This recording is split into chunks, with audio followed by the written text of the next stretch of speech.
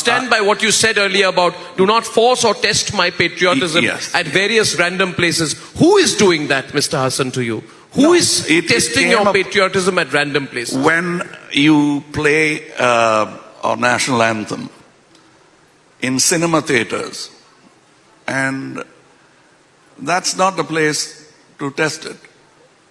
I mean, they can't. I don't think the national anthem is played, sir. No, my apologies. To test somebody's patriotism. In fact, a community of people come together and celebrate that this is the one thing we have in common. We don't have our languages possibly in common. We might not have our cultural affinities in common.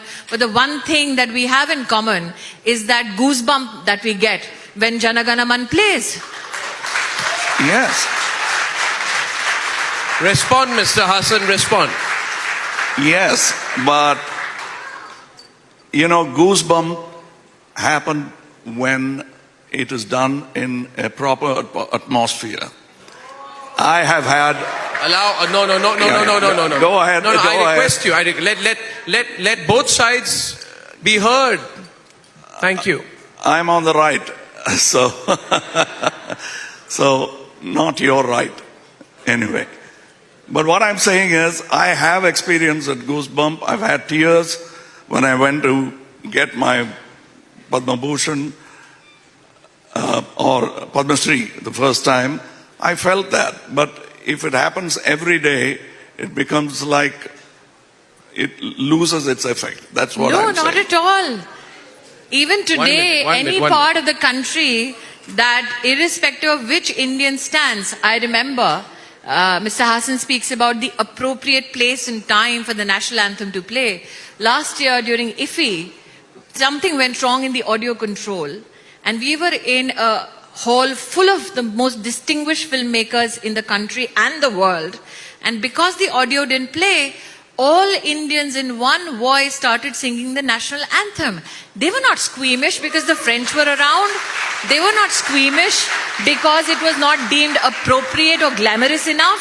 They were proud that we as Indians, irrespective of our diversity of craft and ideology, sang our national anthem and told the world that irrespective of our differences, we stand as one. I beg to differ, sir, on one aspect.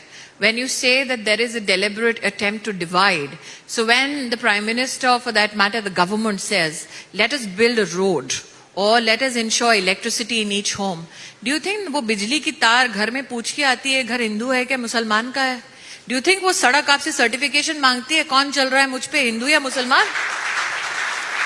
So that is why I'm saying that for a surging India, there are some who are perpetually pessimists, and I don't deny it, who will always think we are a nation of nothing but troublemakers. But I as an Indian take pride in the fact that we are a nation which accepts our challenges, and we say that we are here to fix the problems of the past and to set a course right for the future.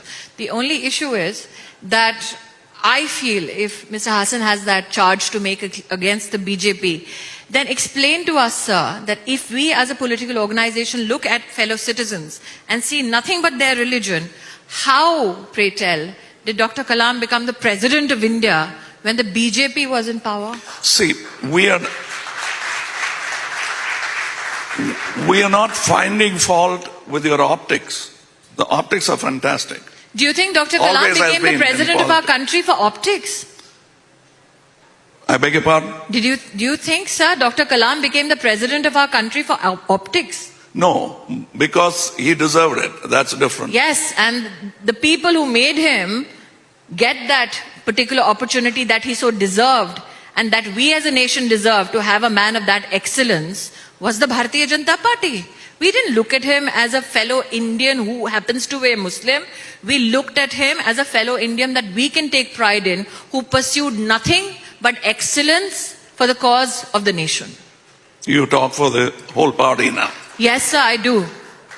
Good. I don't need tuitions like certain political people.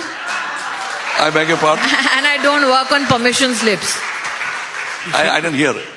No, because of the applause. Yeah, I said I don't take tuitions and I don't need permission slips to speak about my party and for my party.